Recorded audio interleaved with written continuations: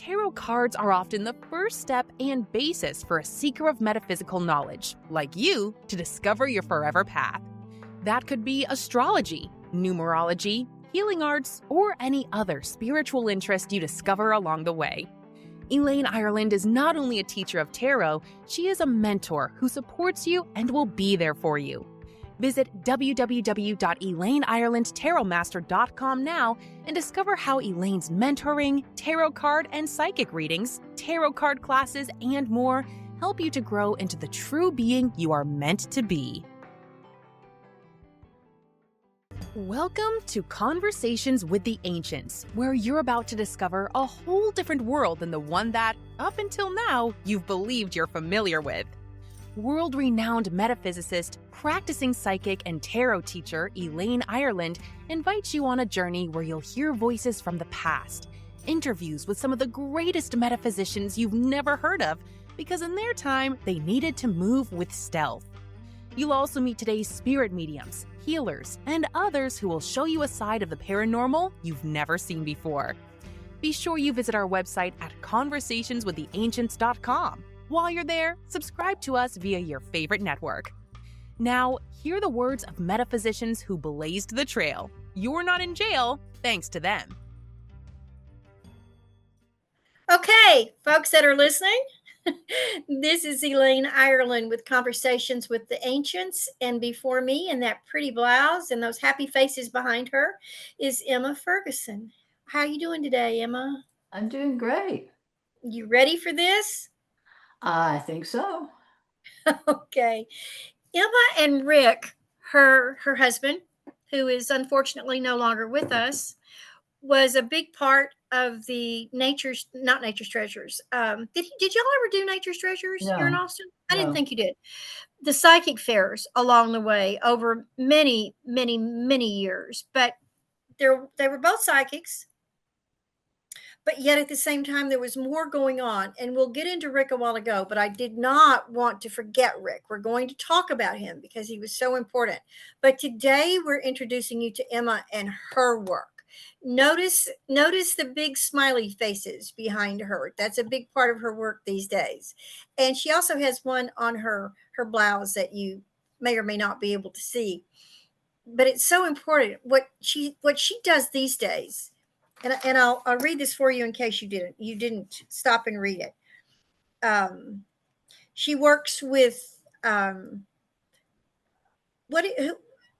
Joray, Ray Teacher. She's an intuitive, gifted. Joray is another form of energy healing. Okay, like we'll get back to that then. Okay. Laughter yoga is now a huge part of Emma's toolbox. She's a laughter yoga leader, teacher, and awarded the title of Laughter Ambassador via her teacher, Dr. Madan, Madan. Did I say it right? Madan Katari, founder of the International Laughter Yoga University. Where is that, out of Texas or someplace else? It's in India. Should have known by the name, right? Never make assumptions. She's worked with this powerful modality with children, business professionals, seniors, and in memory care units. I want to know more about that, the memory care units. Okay. I have that underlined. One of her favorite quotes is, "The body heals with play, the mind heals with laughter, and the spirit heals with joy." I love that. All of that is addressed in a laughter session. Another quote is, "When you laugh, you change. And when you change, the whole world changes." I love that. How long have you been involved with this modality? When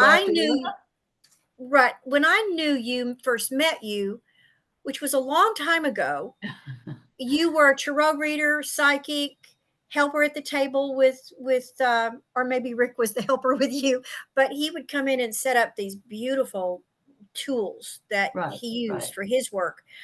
And we will get into that more, but I saw you set your own table up and do the work while he did his end of the table as well.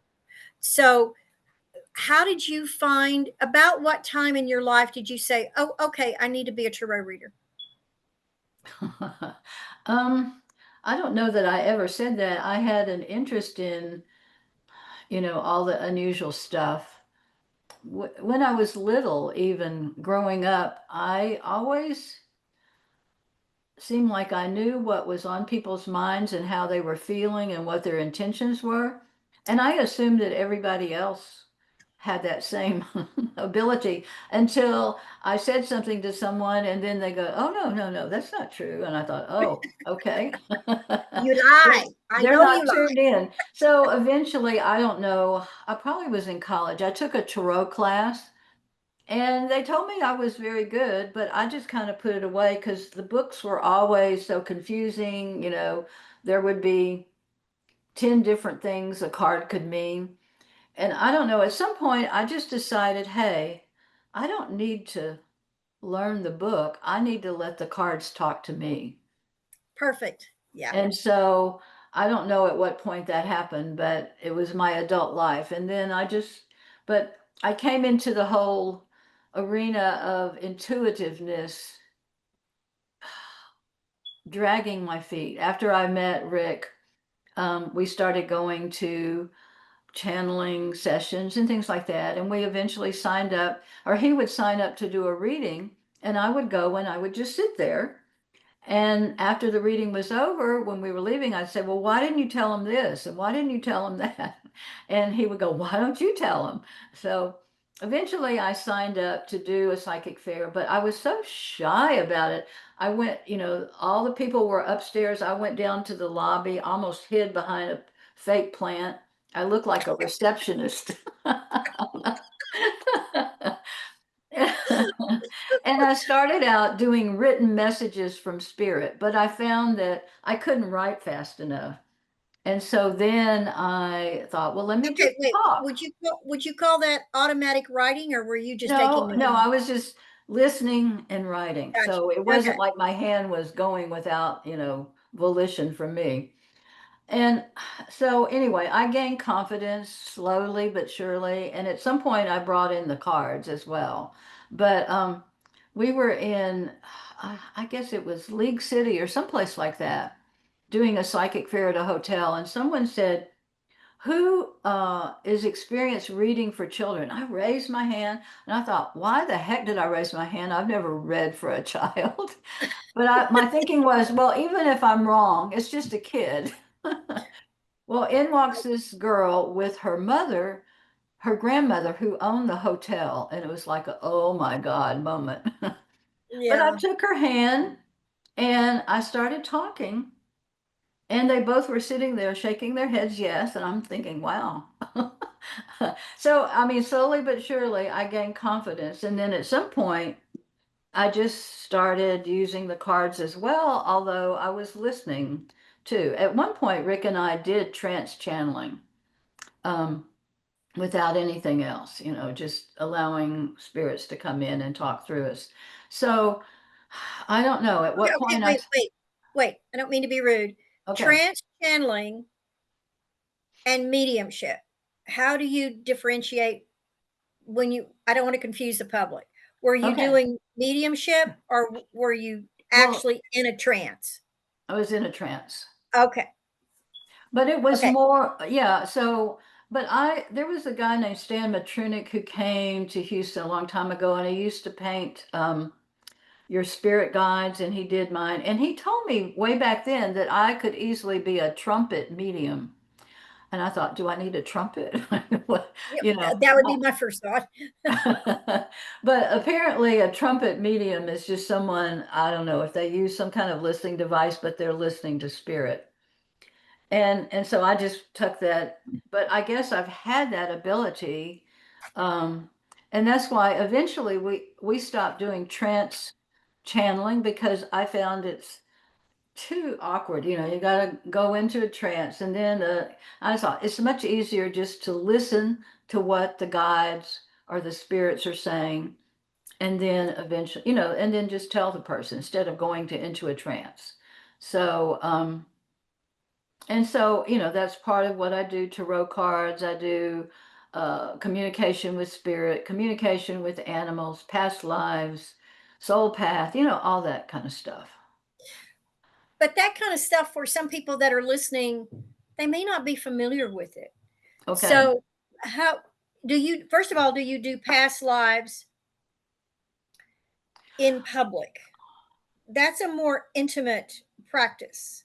So, Well, if you're a okay, psychic so fairy, I read the past lives. I don't take a person into a relaxed state where they pick up their past lives. That's something different. So in okay, the reading, I just might tune in to what might be pertinent from a past life that is pertinent to them now and what they're going through. okay, I mean, I've actually done a Zoom group past life reading, which is kind of interesting. You know, I just took each person at a time and tuned into them and talked about their past lives. So, but I forget what it's called when you actually relax a person and then they see their past lives. That's a whole different process.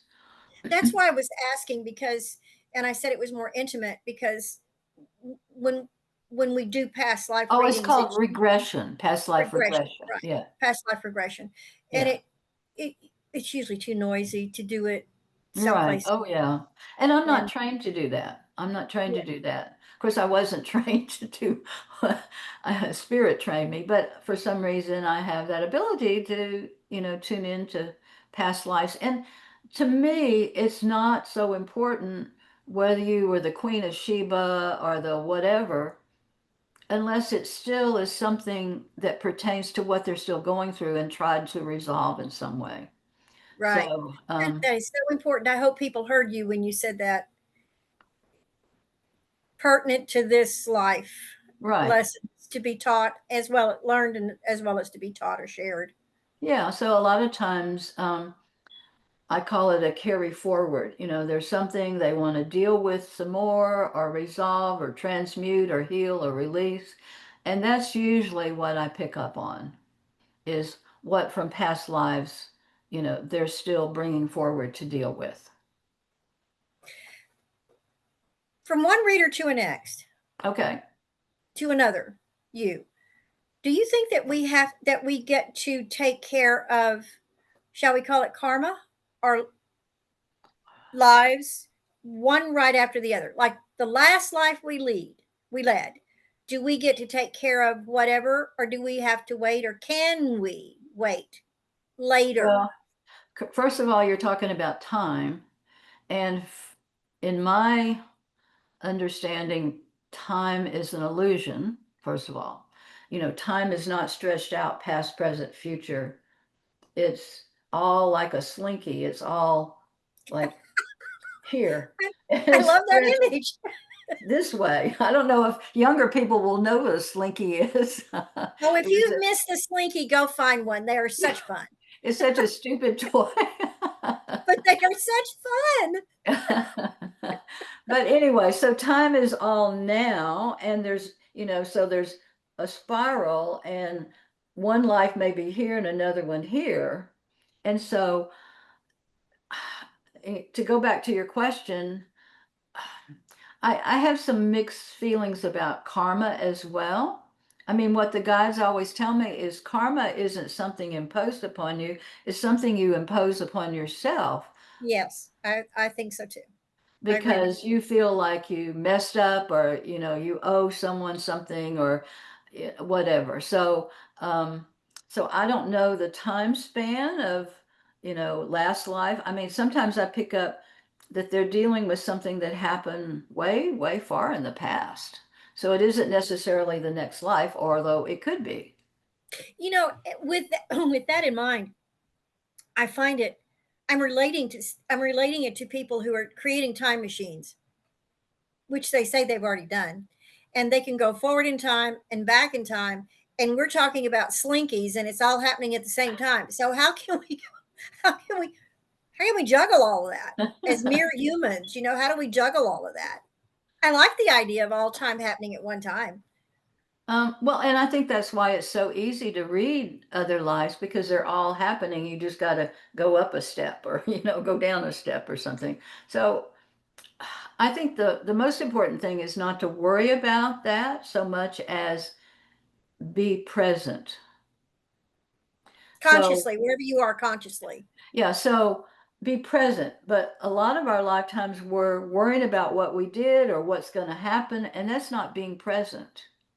That's areas that we have no control over because they don't really exist. What could happen in the future and what happened in the past is not what you can deal with. So being present means be present to the moment. What's going on in my life? How am I feeling? What do I hear? What am I touching? And I've seen with people that have PTSD and depression, all kinds of things. That's one of the things they do is they tell people, tell me something you can see right now, and tell me something you can touch. It's bringing them into the present moment. And I think so much of our life we're missing because we're worried about the past and the future, and we're not dealing with the present moment and what's in front of us. So I don't know if With that that answered your question. Yes, but with it does, thank you. But with that in mind, how can we be present in so many states, in so many, let's call them time frames. Let's say we're alive in what we call 1724 Right. and 1325 Yeah. and 2092. And now how can we be everywhere at the same time? Because That we're seems like that's multidimensional beings. But okay, so okay. I think, I don't try to be in 1742 and 2094 unless something just comes in. Now, this is going into Rick for a moment, and he's in spirit now. Um, but one day he showed me the two of us in Hawaii on a beach having fun, which we've not done in this lifetime. And I told him, that's fine and good, but I'm here in, in this So time get us space. there, Rick. You've got the magic chair. Get us I, there. I mean, that's happy for you, but I'm here. So I don't worry too much about all these other times unless they come in for some reason. I don't think we're meant to be aware of those. Uh, So one so, is not more primary than any of the others. pardon? One is not more primary than any of the others. No, Important as in I don't think so. I mean, no. I mean, I've had an active dream state in the past, and in one dream, I saw myself as a child in a what do you call it? Where you're an orphanage, and I was laying in a bed, sleeping, and someone came in and killed me. And oh um, so yeah obviously that was going on somewhere, but when I woke up, I wasn't like, you know. yeah. Um, so I think there may be some bleed throughs, but I can't prove it in any way. I mean, one time when Rick and I were teaching Reiki healing, and I was the subject on the table, and several people were working on me, and I wasn't in an altered state, but all of a sudden they had their hand on my throat and but lightly doing energy work. And all of a sudden, just for a second, I saw myself as a little kid and a Model T Ford just ran smack over me. And then I was back in the room.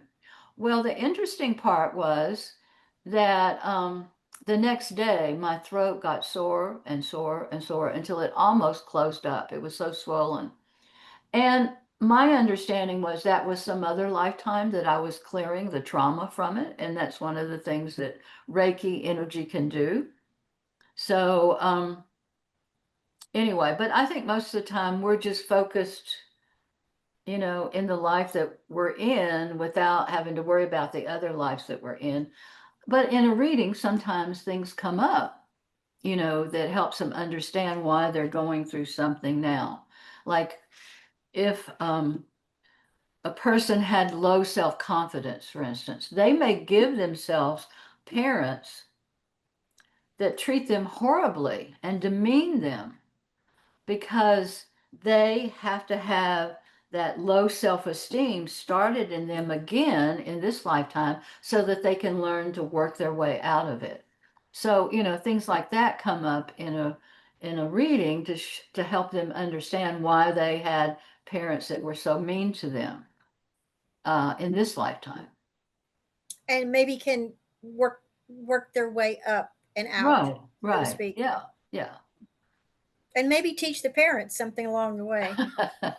Maybe, maybe. Maybe, yeah. Well, the interesting thing that I've been told by Spirit is that the people that play the most horrendous roles in our lifetimes are usually the spirits that love us the most. And that's hard for people to grasp, particularly if they've been abused severely by a parent. But Spirit is pretty strong about telling me those people that play villainous roles very often are the ones that say, okay, I'll come in and play the villain. And Be the they bad do it very guys. well. Okay, We let's look really got at off of tarot. what deck is your favorite deck while we're on tarot still? Oh goodness. What deck did you learn from? Do you remember, or have you gone through too many? Hanson Roberts. Hanson Roberts. I It's don't. Can you see it? This is a Yes. little deck, but I I don't know. I'm so untuned I mean, I was cleaning out stuff for Rick, and he must have had 30 tarot decks that I took to someone to sell. And so, um, the Hanson Roberts tarot was my favorite, although I've had other things as well that aren't really tarot, but related because they had pretty pictures that reminded me or them of something. So, anyway, What would you go back? We're gonna go back in time. okay. We're gonna do it anyway. Okay. When you were learning and realizing that you needed to use your abilities. Hmm. And I think we agree. I don't mean to put words in your mouth, but I think we as readers and psychics, healers, Yeah. most of us agree that everybody is born with the ability. It's just a matter of how they're supposed to use it at this given Right. time. And Well, and I'm sorry, go ahead. and 9 times out of 10, we are kind of forced or we volunteer to be of service in this Right. way to the Well, public. and yeah, and I mean, from the time I was little, I had certain words ingrained in my mind: love, joy, paradise on earth. Um, those were, I always felt those things had significance to me. And so, I don't know, I was a shy child, but my best friends were animals and trees. And, but yeah, I felt a certain calling, I guess, to be of service. That's always what I wanted to be. Now, the other interesting thing is, yes, everyone is born with intuition, and children have it naturally to heal and to know and to see, and then it gets educated out of them, unfortunately, in many cases, with school and religion and all kinds of things. But the ones, and I don't know that this is 100%, but many of the people that are very intuitive have had some kind of abuse as a child.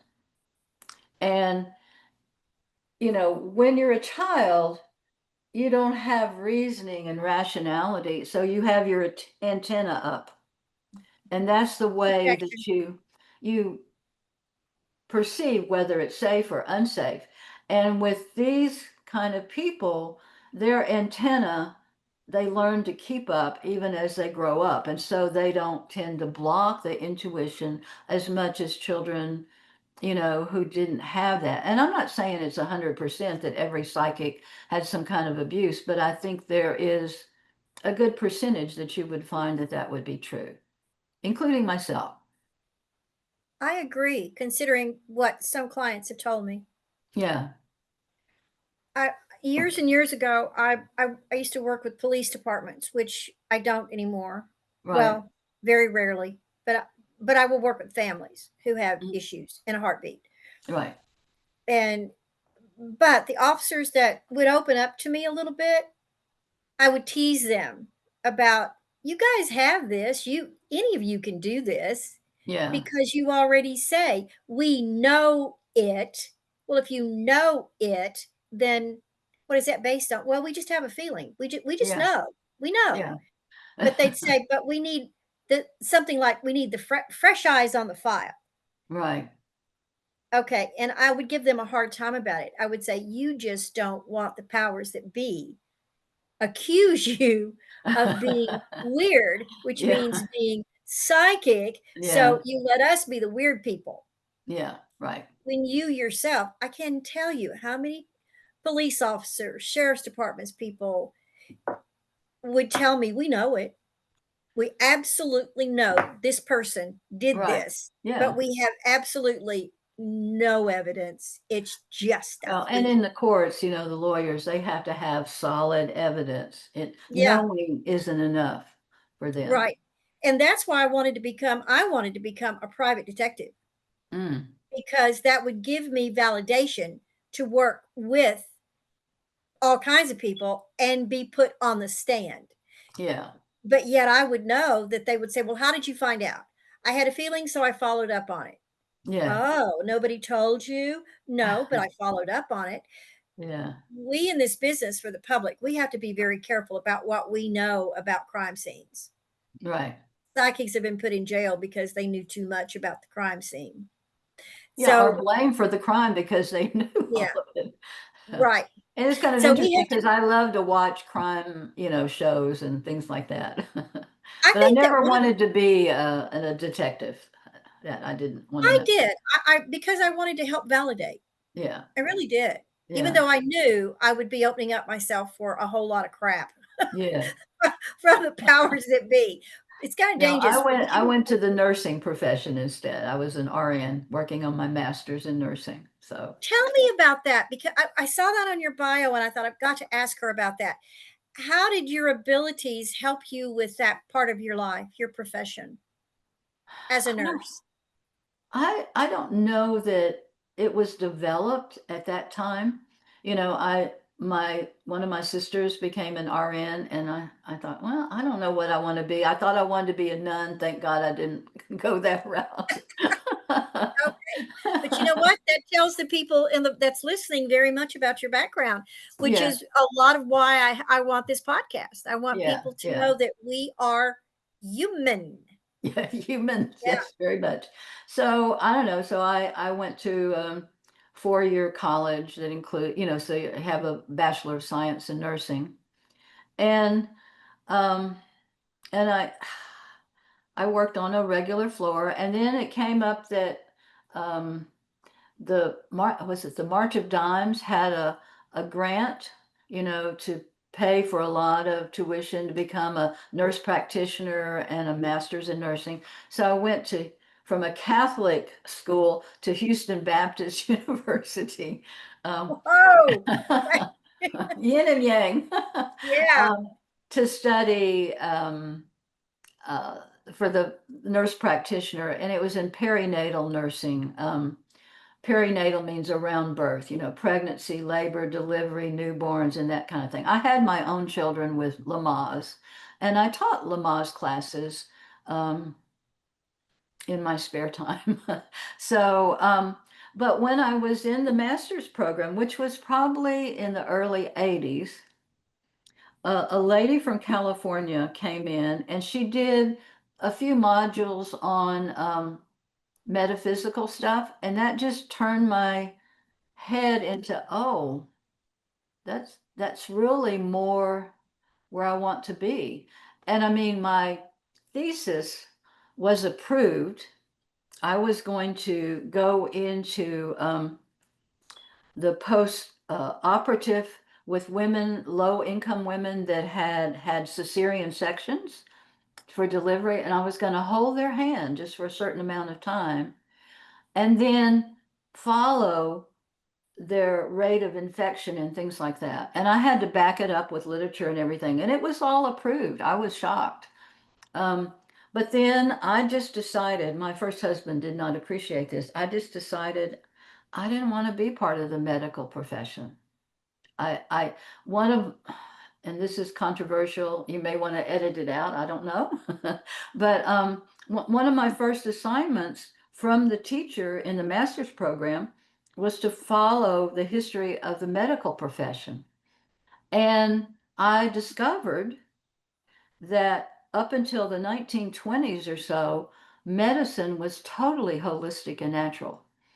And then our government, after World War II, brought a lot of the German doctors and scientists from that were doing the dirty deeds in a secret program, and Bayer, like the aspirin people, and Rockefeller and a lot of others, they wanted to find out what to do with the petrochemical stuff, and they started making medicines. And then they went to the medical schools and they said, look, if you want to continue, you have to promote our products. And if you don't, we're going to make sure you don't get the funding and the grants and all the stuff you need to function.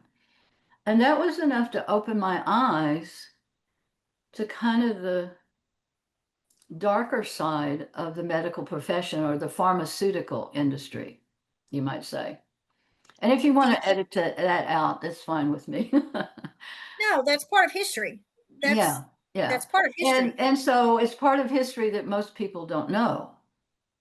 But it was also part of your reason for further development in the metaphysical world. Right, And right. And remember, this so is about I left the medical profession, just walked out. I started working in a resale shop as a clerk, and I worked in daycare. You know, I was de-evolving my career path, but then I studied Reiki. And, you know, and part of Reiki, that you're advised to be a minister. So I took, as my husband called it, the Church of What's Happening Now ministry. You go online and you you sign up, but it's legitimate. You know, you can marry and bury people. And so then I would go into a hospital and say, I'm a minister and I would like to be alone with this patient for a while. And they would say yay or nay. And I'd go in and do my Reiki. And that's how I sort of found my way, you know. And I was studying something called the Course in Miracles at that time, and, you know, began to study Tarot and all that kind of stuff. So have you kept up with the Course of Miracles?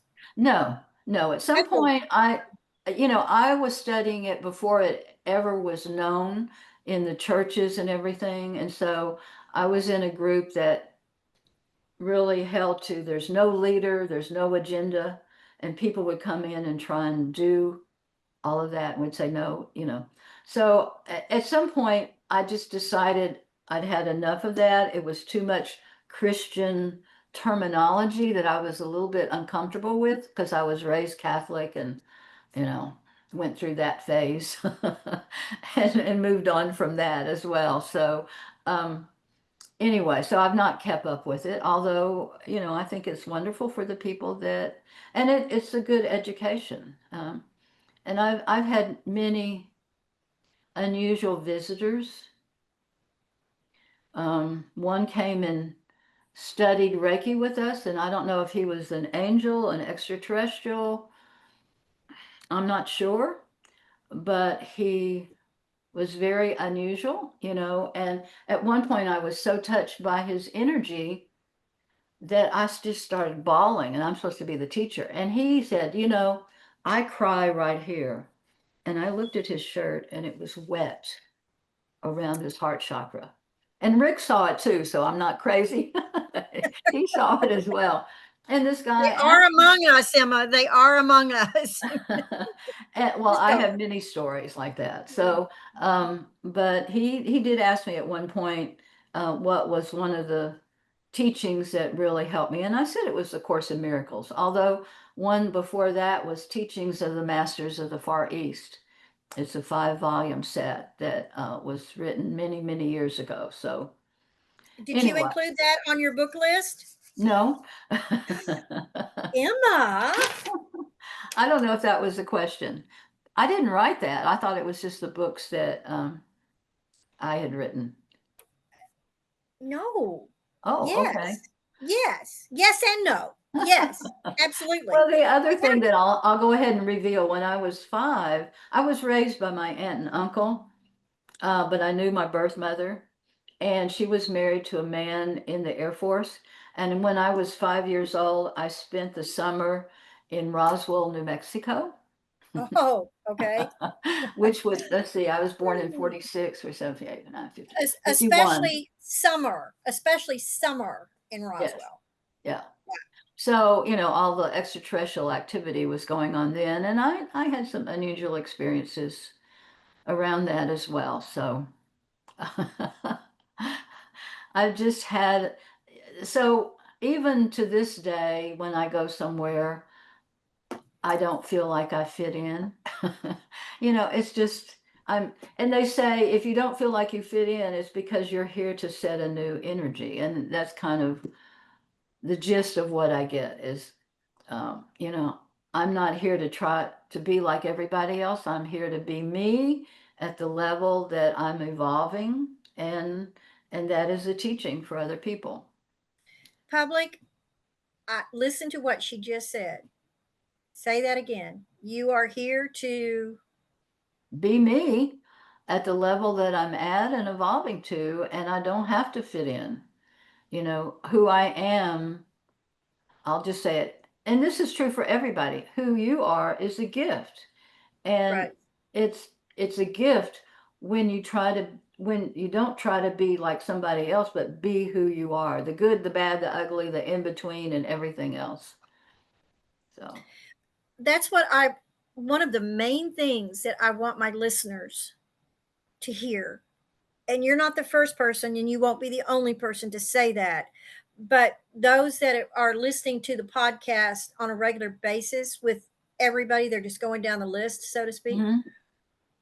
I think it's important for them to hear that over and over and over again. Be Right, who you are. There's a reason for your words, your energy, your wisdoms. I don't care how old you are, to be shared and to right, be learned.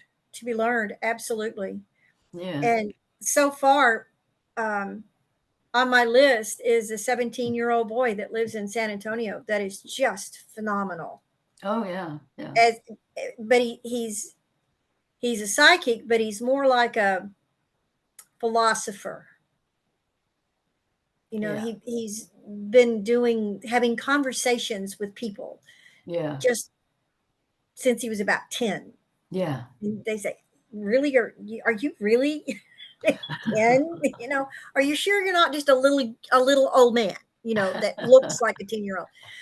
So So I don't. I'm gonna go back to, your question about how do we deal with we're here, we're here, we're here, we're here, we're here. I don't know if this is a new phenomenon for other people or just for me, but the last couple years, I'll be just sitting in a relaxed state and and then I'll snap to and realize that I was somewhere else having a conversation or doing something that I totally understood, but I'm back here now and I don't have a clue what that was about. And it happens to me fairly, I mean, not every day, but, or especially if I'm about to fall asleep. And I realize there's all this other stuff going on and it's a little bleed through when I'm relaxed. But then when I come back to here and now, I don't remember what that was, but I knew that I was totally involved and understood what was going on or that conversation, but now I'm back here. And it's happening more and more recently. So Do you think the fact that this is a number 9 year, where things are ending and beginning, is a part of that? it could be. I've thought about that. Yeah. Mhm. For the So I don't know public, if anybody else has experienced that. I've talked to a few people that are, quote, psychic that say, yeah, that's something that's happened to me. So I don't know. I can say yes, I have, but not in the same way you're describing. Okay. It's usually in dream form, Okay. or like you said, all on the way to Almost sleep, asleep. Yeah. almost Yeah. asleep. Yeah. And it doesn't wake me up. It just opens the door. Yeah. And it, Yeah. it might be something real quick. You know, we can feel like one dream can go on for hours when it's just Yeah. seconds. And that's what it feels like. But I go to sleep with it. And then Oh, it okay. changes into a dream form. And the next morning, I may remember a snippet of it. Yeah. I don't Yeah. remember the whole thing. Sometimes Well, it's smells, sometimes it's what the other person looked like, sometimes it's a voice. I never saw anything, it was just conversation. Sometimes it's clothing. Yeah. And that's all I can remember is that they had on this, and Yeah. that was it. But Well, I don't know what. I used to keep a dream diary for years, and, and now I'm not doing any of that, but it was very interesting. And I even had a past life, not a past life, how some people cross over and they have a life review, or Yeah. that's what they say. Well, I had a life review in my dream state, but it was totally different from what people that had near-death experiences. And that kind of led me into the laughter thing. And this was long before laughter yoga came into my life. But in this dream, I was walking up to the house I grew up in, and I was knocking on the back door, which is the way we came in and out of the house. And I knocked on the door, and a strange lady answered the door, and she seemed kind of perturbed. And I had to somehow convince her that it was okay for me to come in that house. So she finally said, okay. And then she became very nice. And she sat me down in the den in front of our big console TVs that we used to have. And she showed me a little snippet of my life. And I couldn't move on to the next one until I could find a humor and laugh about the situation. It didn't matter whether it was horrible or wonderful. I needed to see the humor of that situation before I could move on to the next one. It's very interesting. It was not traumatic like some people, describe their uh, past life reviews or the life reviews, when they cross over. So anyway, that was just my experience with that. Do you think that was a life that you'd had before because now you are doing the laughter? Or do you think that was, if it was a review? I mean, it was a review of my life as it happened in this lifetime. I This mean, I lifetime? don't remember what I was shown. I just remember the fact that, she'd show me a little snippet, like a preview or something, an event. And I would watch it and look at it and look at it until I could go, oh yeah, that's silly that I was so upset, or, and then we'd move on to the next one. But it was about this life, not past lives or any of that kind of stuff. No. When you got involved with the laughter yoga, did you think you would become a teacher, a mentor? Well, and I have to tell you, it sort of evolved quickly because I am a teacher. That's just part of me. But I had another, I've written several books, and in one of them I say laughter had been trying to find me all my life. Um, I had another experience, and I don't remember what birthday this was, but I was with Rick, and it was my birthday, and we went out to dinner, and then we went to a movie. And I remember in the movie, I was kind of feeling floaty, and we came home, and it was almost like my feet wanted to float off the bed a little bit. But anyway, I sat up and Rick went to kiss me on the lips goodnight. And for some reason, I saw this person do this. Now, at the time, I didn't realize this was a mudra. I thought it was okay. But Yeah. for some reason, our lips were locked, and I saw that, and I went, I just started laughing. I think I blew up Rick because our lips were locked, and I laughed for a good 30 minutes uncontrollably, and then I went to sleep. But the next morning when I woke up, I was in heaven. That's the only way I can describe it. There was no mind talk. There was no thinking whatsoever. My mind was totally quiet, and everything was experienced in the moment. And thank God for Rick, because I probably would have been hauled off to a loony bin, because it was like, look at my hands. I used to hate my body. This is a wonderful body. And he took me to the grocery store. Look at all the beautiful colors. It was just, I wasn't, I mean, everything was a blissful experience of life, and I wasn't like crazy, crazy, but everything was just wonderful. And I could have conversations with people, but being in the moment totally without this yakety yak going on. And so I went to bed, and the next morning I woke up and all of that was gone. I had 24 hours of that. And I just cried and cried and cried. I thought, well, maybe my next birthday, or maybe, and then I came to understand that that was a step up in energy for me, and I got a little drunk in the process of the step up. But it was a step up that continued, but I didn't have to be drunk. to, um, but anyway. Spiritually drunk. I love it. um, but that was years before I found laughter yoga. So, you know, we had a fire uh, in 2009.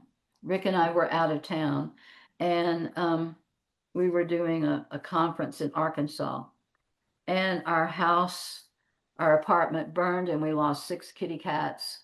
And I you know, remember that. yeah, we came back to Mhm. nothing, but two survived. 2 cats survived, and we moved to the place that we're in now. And I'm just an investigator. I love to go online and figure things. I guess I'm a hunter gatherer from way back.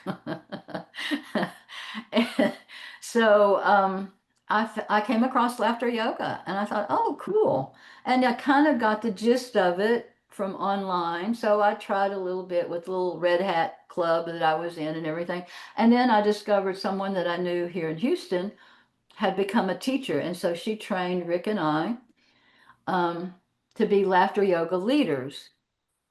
And then I just realized very shortly that I couldn't, you can't be everywhere helping people with laughter. And so why not become a teacher so that I can train other people? So um, probably 6 months later, I went out to Florida, and Dr. Kataria came over from India, and he trained. It's a 5-day training process to become teachers so that I can certify other people to become laughter yoga leaders. So it just seemed natural to me to go that next step. Was Rick was also a teacher? No, he was a leader. He didn't follow the teacher path. The leader training is a 2-day training to be certified to lead laughter yoga, and you can do a workshop, or you just can't certify other people to be leaders. So, Somehow I can see Rick being a laughter person. oh yeah, yeah. I mean, he was so creative in so many ways that, yeah. But he would come with me on Wednesdays when I have 2 laughter yogas, and it was always a fun thing for us. But then when I went out to other places where they're actually, the Wednesdays are my donation, they're freebies.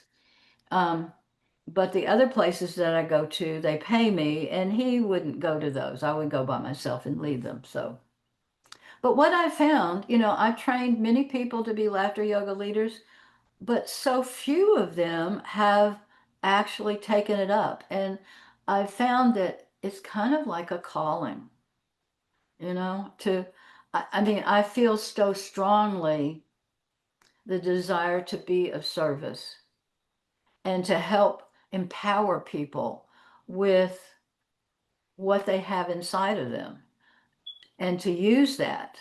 And that's one of my problems with the medical profession is they don't want, and religion too. I'm being controversial here, but you know, they You're want being you to you. they want you to come to them. But I think more now it's like, even if we use outside sources like Reiki or readings or whatever, it's meant to lead you back inside to the power within you. I go to something called enhanced energy sessions, which is a whole different thing. But anyway, it says the power, how does it go? The power that made you is the power that learns to heal, that is inside of you that knows how to heal you. And so it's just a matter of tuning that frequency up enough so that the body can then heal itself. We have that ability to heal ourselves. Um, and it's a matter of frequencies. We're electrical beings. We're not flesh. We do have flesh and blood, but our heart is electrical, our brain is electrical. That's what an EKG and an EEG is.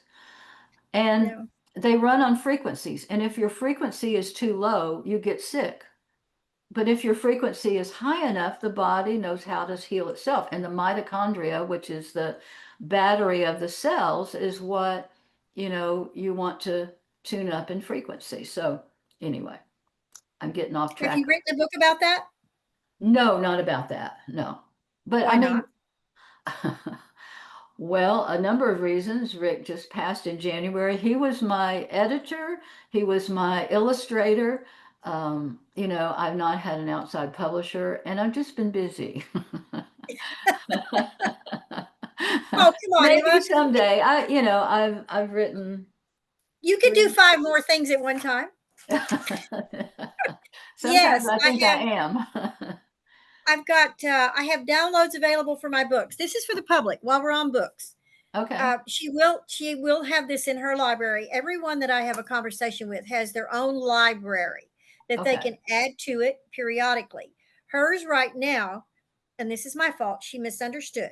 She wrote ABCs of Happiness, Laughter and Mudras. Remember the finger? Yeah. Laughing with Seniors, a joyful, F-U-F, joy-full path, laughter and dementia. Right. Now, you've mentioned several books and like the Indian written 5-part. The Teachings of the Masters of the Heart. I didn't write that. That was just something that I was know dear to me. what I would like for you to do, if you don't mind, is share books, music, even movies, mentors that have had a power in your development that you've learned something from. And I like our conversations to our folks to share that with the public, because so many, the one thing I hear the most is, where can I read about that? Are there books to learn from that? Yeah. And yes, there are people like you that teach because you were taught from a book. And some people would like to read the book before or during or even after they've taken a class. Yeah. So if you don't mind adding some of those things, it doesn't have to be 100, just the ones that Where feel would like I add it? I don't know send where to me add it. send me an email and I'll Oh, get it okay. to our Okay. I'll get it to our podcast people. Okay. And they'll add it to your library for us. Okay. But the ones you've written here, the ones that I just mentioned that you've written, Mm-hmm. will be a part of that. Okay. And they'll just add it to the list. Okay. And even if you read a book or you write 5 more books, just send me an email. Okay. And I'll make sure it gets added to your library. Right. Because I want these things, as well as I do, that one type of book is going to reach a person, but 15 more could read it and get nothing because sure. they're Yeah. not ready to read it. But Right. it's like me buying, and I'm sure you've probably done this too. We buy a book, but we don't know why we bought it. And 3 or 4 years later, we look at it and go, oh, Yeah. that's what I need to read. Yeah. Yeah. Yeah. So the more we as practitioners can share with the public, the better off the public's going to be. Yeah. Even if they just have one sentence that Right. means, or in the bibliographies, if they get the name of another book, another author, then it's been worth the purchase to us to help them. Right. Okay. Okay. But all the ones that I mentioned a minute ago are downloads available of her books, and they're available on your website, right? Right. Right. Okay. And the website is www, laughter yoga universe. No. Remember, I told you that is no more. I sent you the new one. Oh, okay. The Facebook? No. I have that website is gone. Laughter for the health. Laughterforthehealthofit.com. I wrote it, but I didn't scratch the other one out. Okay. Void, people. No laughter yoga universe. It's laughter. I love this. Healthofit.com. I love that. Health, Health, not HELL. Well, you know how I read it the first time, right? Laughter, and laughter is capital L, for capital F, the capital T. I don't think it matters, but anyway. You don't? Okay. I don't know. Of it.com. .com, yes. I love that. Laughter for the health of it. I laughed when I read that one. I love it. But do you have the because Facebook? laughter yoga. A lot of people. The reason he called it yoga is because, well, it's India, but his wife is a yoga teacher. And I mean, yoga really means connection, with your true self. And so laughter certainly is a yoga in that it helps you connect to your real self. I've seen so many wonderful quotes. It's like laughter is the sound of the soul awakening. I Um, love that. yeah. There's and it, I don't care what area. Laughter is a meditation. you know, uh, I think it was is it Tibetan? I'm not sure, Buddhist or Tibetan. They said the 10 minutes of laughter is equivalent to 6 hours of deep meditation, simply because it may take you 6 hours to get to no thinking. But when you're laughing, you are in the present moment because you can't think about the past or the future. You're in the moment laughing. And so that is an active meditation. Um, I feel like, I've run into other people who have had spiritual acceleration, like I've had even before laughter yoga, with laughter. Um, it's an exercise, it's a medicine. When Dr. Kataria wanted to write a little blog back in 1994, 95 about laughter is the best medicine, he researched it and found, well, by golly, there is stuff even now about how it is a medicine. And so they have continued to do I don't know if I can spell this. The research into laughter is called gelotology, but don't ask me to spell it. I Okay. have to look it up. Gelatology. Okay. Yeah, it kind of sounds funny in itself, but even Norman Cousins way back, um, I don't know, in the 60s, he was some big, he had big, I don't know if it was the New Yorker, but a bunch of magazines. And he um, he was diagnosed with, let's see if I can remember it, it was some severe degeneration of the spine. And the doctor said, I can't really do anything for you. So he had his people check him out of the hospital. He went to a hotel. He had them bring Three Stooges, Marx Brothers, and he wrote in the book that he eventually wrote about his healing process. 10 minutes of laughter gave me 2 hours of pain relief. And, so laughter is a phenomenal medicine. Um, I've used it for pain relief. There are ladies in Japan that have used it with childbirth. I mean, I use Lamaze with childbirth and no medicine.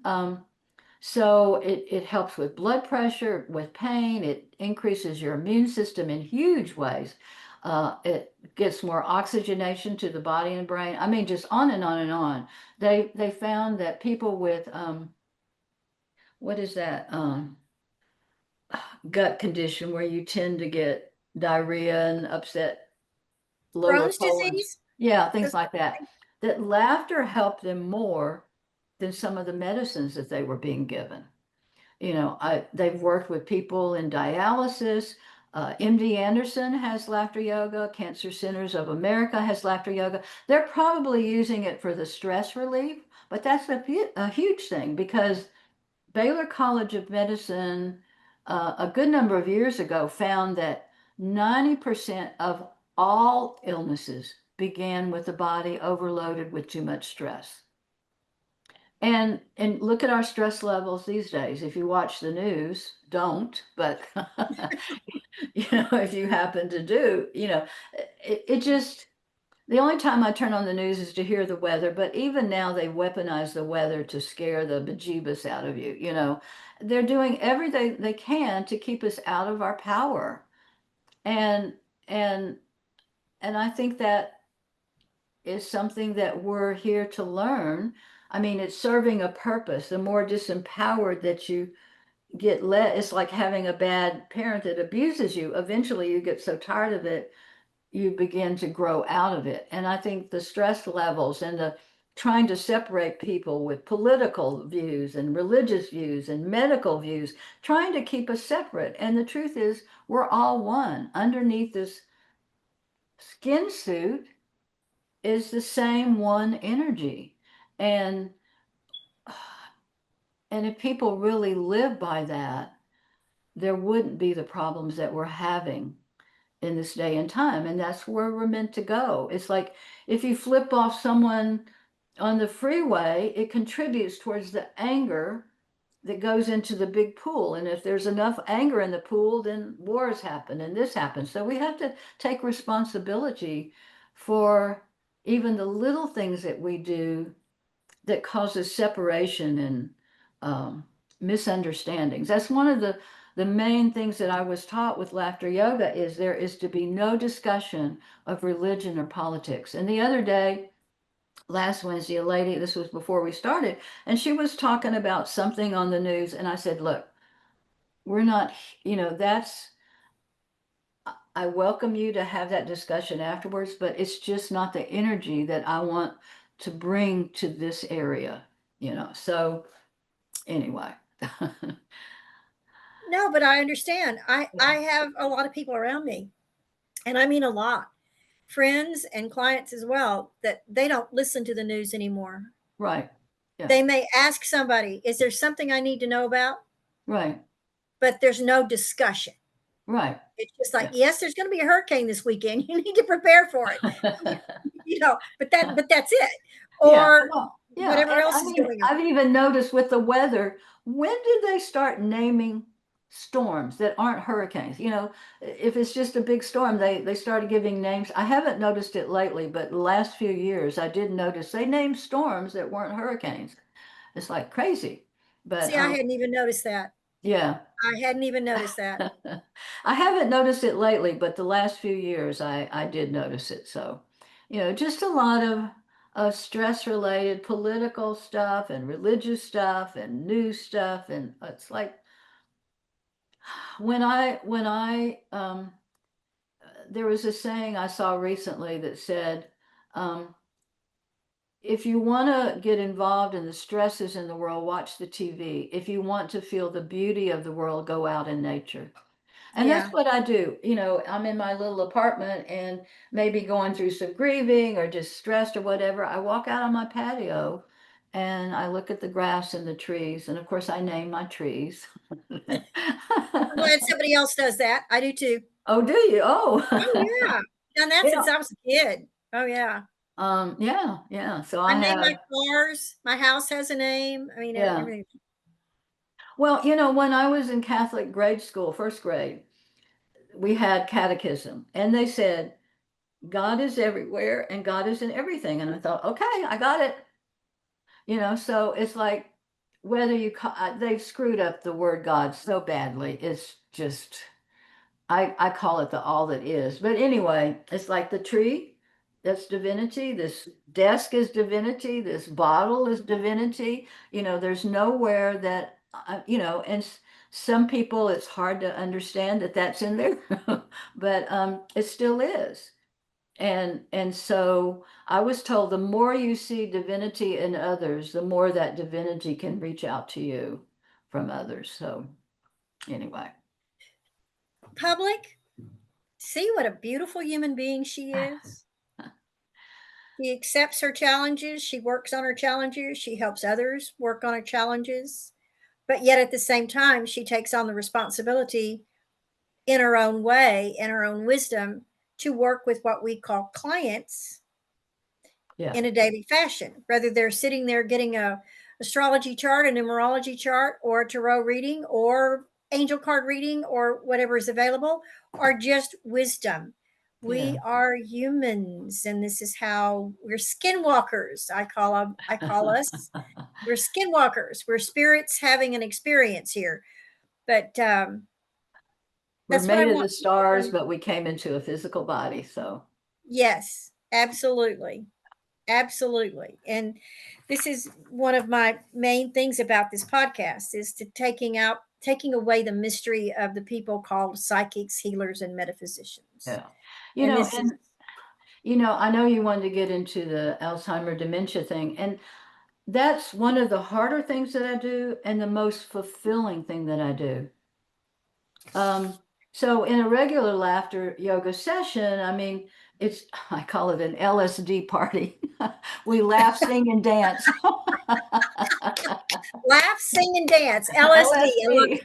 Well, you had LSD. Some people I mean, did. there's no yoga poses or anything like that. And so, the people are easily guided into it and everything. But when you go into an Alzheimer memory care unit, some of the people are drugged out, and others, there's one lady, one place I go, she curses like a sailor. It makes me blush, you know. Um, but all kinds of things. And so there's much more individual work. But the saying, the eye is the window to the soul. I don't care how low a squat I have to do and how bad my back hurts when I do it to get into their eyes and make eye contact with them. And it's like it brings them alive. I mean, there are some people that it takes a little bit longer, but there was one gentleman who was kind of like a stone statue. He was there, but he was like a automaton. And we continued with the laughter and the little exercises, and we play music, and they can dance in their chairs, and I go and get their hands and dance with them and everything. And his daughter, I guess it was his daughter, so a young lady was sitting next to him. Before the session was over, he got up and danced with his daughter. Now, I don't know if he knew it was his daughter, but I mean, he was no longer an automaton statue. He was moving. And I just see these transformations. I can't see that it totally heals them, but in the moment, they're present again. And the divine light in them comes forward. And it's such a gift to me as well as to them to feel this energy. I go to this one place only a month, and it had been a month, and I walked in, and this lady that was a patient said, "Look who's here, look who's here." And I couldn't envision that she remembered me, but she was excited to see me, like she did remember me, and even with my husband Rick, he, towards the end, because of his medications that I tried to get him off of, but um he didn't know I was his wife. He didn't know my name. They asked me, "How long has your husband had dementia?" I said, "He didn't. He came in clear as a bell, but when you started giving him his medicines like oxycodone and this stuff, that's when he got crazy."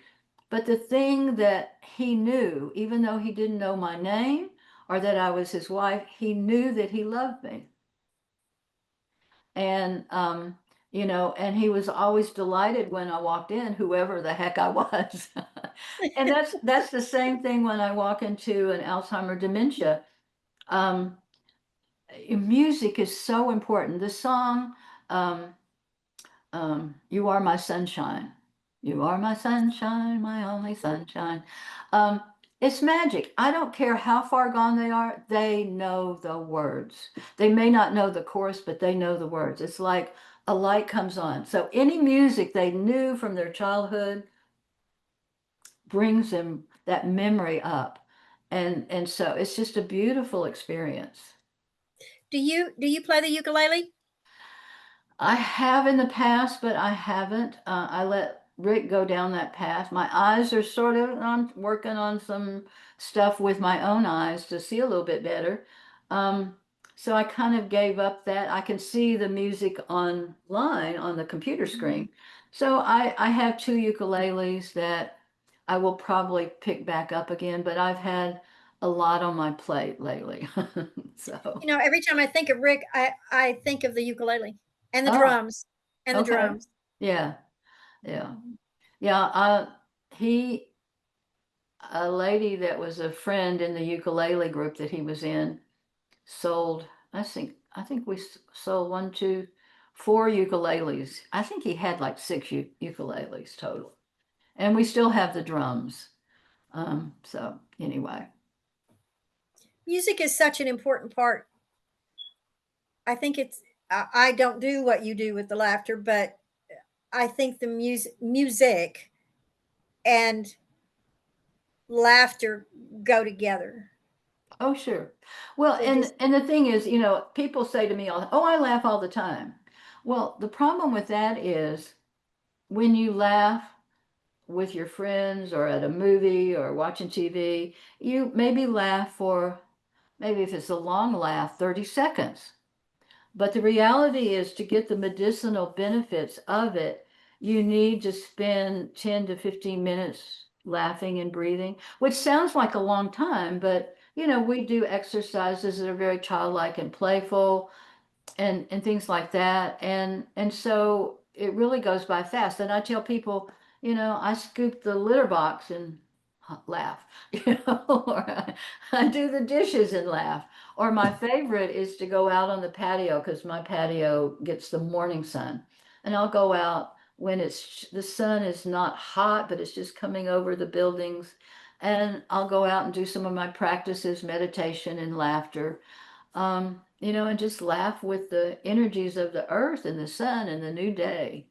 So, you don't have to just sit and laugh and count the time. You can go about your business and laugh. And the amazing thing is, it lifts you up. And I mean, I tell people, look, this is such a gift. With Rick having been in the hospital and sick for a month, and then he passes, he was home in hospice. He came home in hospice New Year's Eve, and then he passed on January the 12th. So I was his main caregiver. So, it's been a long process of many, many things. And the laughter, yeah, I still cry. Yeah, I still miss him. Yeah, I get upset. I get lonely, all those kinds of things. But I know I have laughter to go to. Not that anything is funny. In fact, when things aren't funny, when you're angry, you're tired, you're sad, that's when you need to laugh, so that the cortisol and all of those hormones that do so much damage don't do their damage, and lift yourself up out of that. So it's really a phenomenal tool that's free. There's so many things that aren't free. Like Breathing, pills, like breathing pills. and laughing are free, and breath is such a powerful thing. Most people need at the very least 25% more oxygenation than what they're getting, even with kids. So, and I've studied many types of breath work over the years. So it's a very phenomenal thing.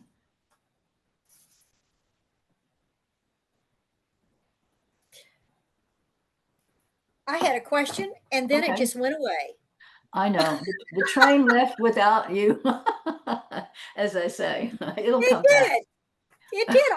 I had a question from Okay. something we talked about a few minutes ago, and Was it oh, about oh dementia? no, nope. It was about your number one, when you go, the first part of this, when you do a session Hmm. at an event, Hmm. about how long are you there? Well, it depends. Most with my regular, I'm working mostly with seniors living independently and some not, but so it's usually an hour session. But the last 15 minutes, I take them through a guided relaxation and visualization, quote, meditation. But most of these people have never meditated, so it's a wonderful thing to introduce them to that. And so, it'll be 45 minutes. It's a little hard to do an hour with memory care. I think 30 to 45 minutes is about the amount of time that they can deal with it. So, but Memory I mean, care is even 15 minutes, a laughter break. Some businesses pay big money to have someone come in with their employees, because happy employees make better money for you. They're less sick. There's less combative energies. There's more communication. And so, these companies are catching on, and they're paying big money for someone to come in and teach them some of this stuff. To help them function at a happier level, and happy employees do better work. So, years ago. I worked for a company, a big oil corporation in San Antonio, and I mean, like over 40 years ago. Um, every Monday morning, and even the people that were out in the field, so to speak, that were salespeople or reps or whatever, they were required to come in. If they lived in San Antonio, they were required to come in. And we had 30 minutes of song and dance. Oh, wow. How Well, wonderful. now, song and dance often is a laughing Yeah. Oh, situation, sure. being silly and, really had the boss was from Alaska and he insisted on it. You will be here or you better be on your deathbed. Smart man. That was the way it was. And we had to be there like an hour, 30 minutes before we actually unlocked the doors to receive whatever public, which was really not that much. But every Yeah. now and even if it was a copy repair person, somebody coming in. But and occasionally if they knocked on the door and wanted to be part of it, he'd open the door. Yeah. Yeah. It was and the music was never the same. But we always left that conference room. There were about 30 of us. Oh, We sure. always left that conference in a good mood. Well, the founder of And laughter yoga, he said, the objective is not to learn to laugh, it's to learn how to be playful again. Because if you watch kids when they're playing, they're laughing automatically. yeah, And so as adults, we forget how to be playful. And I understand, life has many ups and downs and stresses and hard things to deal with. But that joy, we are born with joy. Joy is different than happiness. Happiness is an external thing we get, a new job, a new relationship, a new piece of jewelry, a new pair of shoes, whatever it might be, a new home. But then that wears off and we're okay, now what? But joy is just an internal thing that we're born with. And we see it in babies. They even did a study of yes. babies that were blind and deaf. Those babies began to smile and laugh at the same time as normal babies did. And that's because it was coming from inside of them. It's called joy for no reason. It's just a joy, you know. And so we never lose that. We're born with it and we don't lose it, but it gets covered over. And Get so busy with living other things. yeah, yeah. And Yeah. so laughter yoga is a wonderful way, the dance, the LSD, the laughing, singing, and dancing is a wonderful way to connect to that joy again. And it's very healing, as it says, the spirit heals through joy. Um, and so when we connect to that, it's a profound healing for the spirit. That could be the name of your next book. What? He, I lost it. Through joy. Healing happens through joy. Yeah. Well, as it says, it's kind of interesting. The body heals with play, the mind heals with laughter, and the spirit heals with joy. And I just Maybe love that's that. yeah. That's wonderful. If you were again, this is a second question.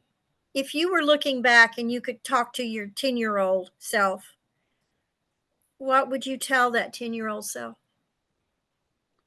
Um, I lead meditations, at the end of the laughter yoga. And what we did last week was after they did the relaxation, I said, okay, imagine your heart, and inside your heart is you as a newborn baby.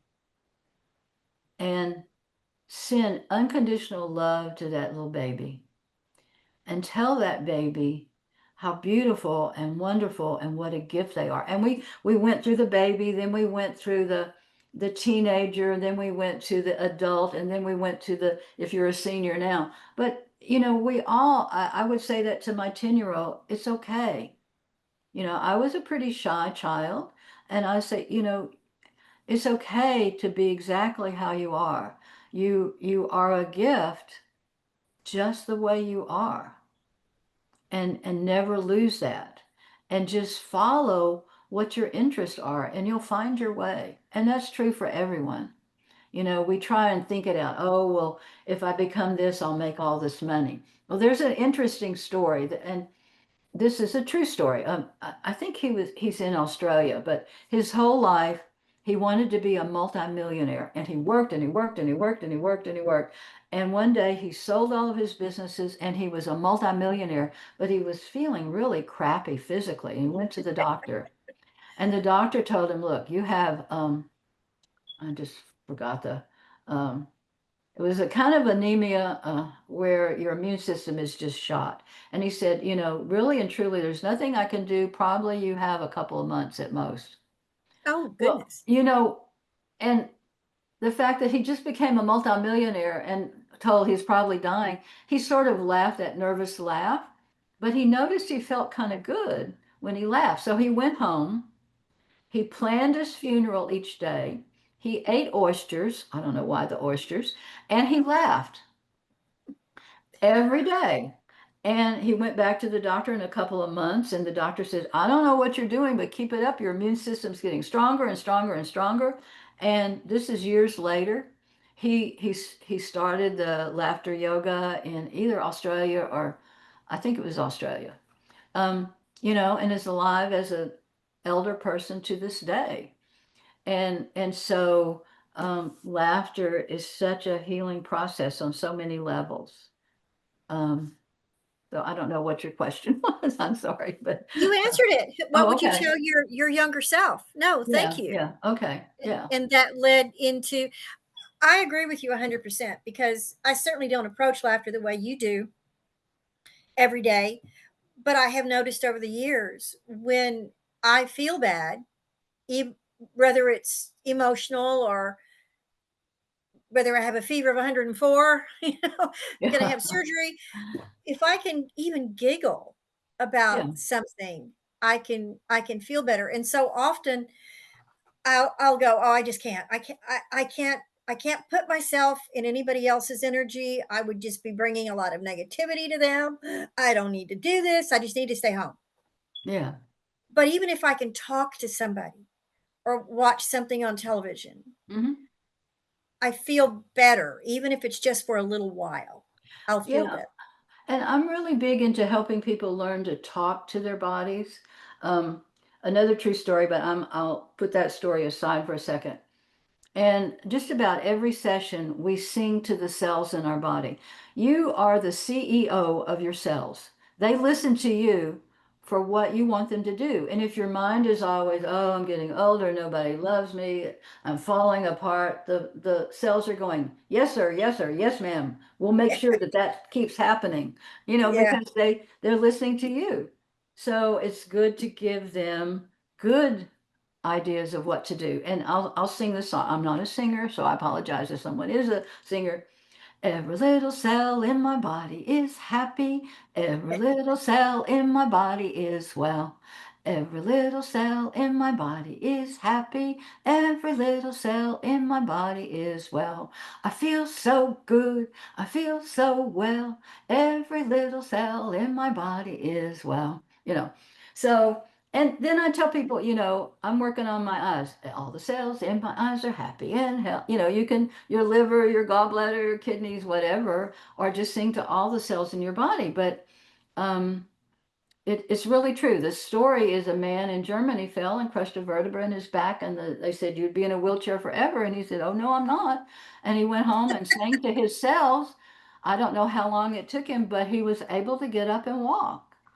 So that's the kind of power that we have, but we're led to feel like we're dependent on outside, and we forget about the power that we have inside of ourselves. And that's We where are my, the we forget to talk to our spirit. yeah, We forget. We the yeah. body forgets to talk to. Yeah, I agree with you. There's a Yiddish saying, um, just as soap is to the body, laughter is to the soul. Oh, I like that. Yeah, there's so many good ones. And I didn't make them up, they're all out there. They're all out there. Yeah. So your legacy is going to be laughter, based in laughter. Is it too soon to talk about your legacy? What do you mean a legacy? Well, how people will remember you, the good that you leave, the lessons that you leave, the wisdom that you leave behind. Um, I hope the legacy would be that she was someone who was kind and good and encouraging and helped us tap into our own powers. I think no matter how old you get, how long you live, I don't like the word old, how Yeah, long you live, because you will continue to become one wise lady. I think what you just said will cover even your future growth. Oh, sure, sure. You Yeah. know, I love to do readings still. I love to, I'm trained as a Reiki master, although I hate that word. I just call it Reiki teacher. But, I love to do Reiki. I love to train people in Reiki. There's another system called Joray, which most people haven't heard of. But anyway, I it's was like I it's was going to ask you about Joray. What is Joray? um it's kind of like Reiki. It's Reiki is universal life force energy, that is just you become a pipe for this smart energy to flow through to balance the body physically, mentally, emotionally, and spiritually. I had to burp, excuse me. You're just human. I'm human. And Joray is the same thing, but it's a more fiery energy. You work off the body instead of on the body.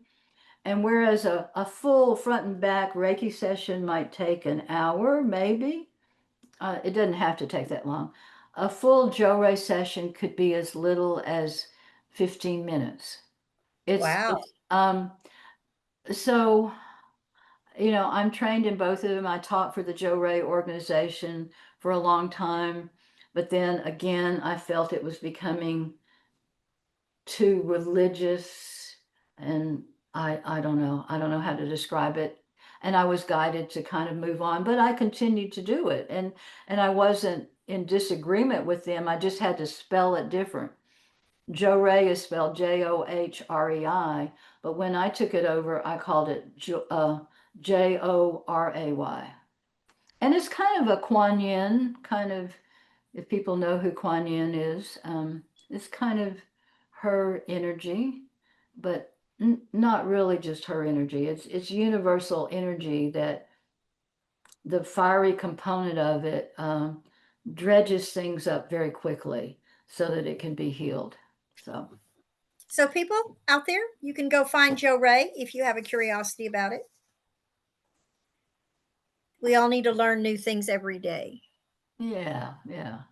And I hope with this conversation with Emma, you've learned about the importance of laughter from head to toe, in and out, Yes. which is important. I've kept you way too long, and I appreciate your Okay, time. sure. I appreciate your time very, very much. Well, I Is there appreciate anything being you able to be here. So thank you. how can they reach you? How can people reach you? Um, well, my email is one.force, FORCE, at att.net. We already said my website is laughterforthehealthofit.com. And there is a place on there for you to connect with me. And even on that page where it's contact me, there's a place to go to my YouTube channel and my Facebook channel. On my YouTube channel, I must have 50 or 60 laughter sessions that I lead, just sitting down face to face for about 35 minutes. They can go to. Ooh, I I do like have a that. phone number. My cell number is 281-498-6183. And I have a landline still, 281-498-6326. Landlines are coming back. Yeah, I've kept it because I like to do readings on a landline phone instead of my cell phone for some reason. That's the reason I kept mine when I lived in Austin. I'm Oh, out in the you, country in Elgin oh, now, okay. Oh, but how I had a lucky. land. Yeah, I'm sorry. I said, how lucky for you to be out in the country. It is country. I'm about, well, you know this area a little bit probably. You know 290. Yeah. I live about 15 minutes from 290. I'm Oh, that far out in the country. okay. Okay. Yeah. And everybody that goes through 290 and sees the word Elgin, they think that's the city. They don't have a clue that they need to take a left and go to historical downtown. That is not Elgin. That's all Well, the commercial part. I guess it was 2 years ago when I was in Austin. Let's see what the organization they were, was it the Harris County? No, it was the health department, but for the state of Texas. And they were having a convention in Austin.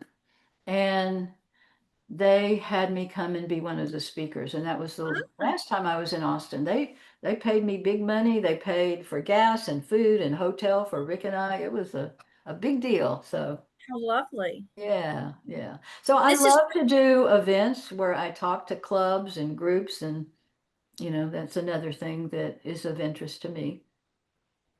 so you're available both for corporate, personal, and small companies as well. Well, and before COVID, I was working with the Girl Scout organization headquarters here, working with the Brownies, which is, I think, age 5 to maybe 7 or 8. Yeah, the babies. Yeah, and I had to teach a little module that was really cute, and then I plugged laughter into it, and then I worked with the middle school, which is a whole eye-opener experience, working with middle school children. But it was, again, I plugged in the laughter yoga. So corporate, the young, the adult, the old, the dying. I've even worked with a couple of people that were making their transition. We all need laughter. Yeah, yeah. We all, it's a laughter to me is almost a sacred touch. Yeah, it's very Laughter. sacred. Yeah, to me Yeah. it always has been. Yeah, It's, yeah, for sure. there were times in my younger days when I felt like I had to ask for permission to laugh. I have Yeah. run into, there was one Vietnamese lady that was here in Houston. She was teaching computer stuff, but she came to laughter, and she was born in Vietnam, and she was from a big family of girls and boys. The girls were beat if they spoke or laughed. And she was a rebel. She was not allowed to go to school, but she snuck away. She eventually, got enough money. You had to pay the boat people in gold to get you out. And she made enough money and eventually when she came to America, she made enough money to pay in gold to bring all of her family and children over. I ran into another lady, I think she was Chinese, and she was raised in a Catholic orphanage, and the nuns told her that it was evil to laugh.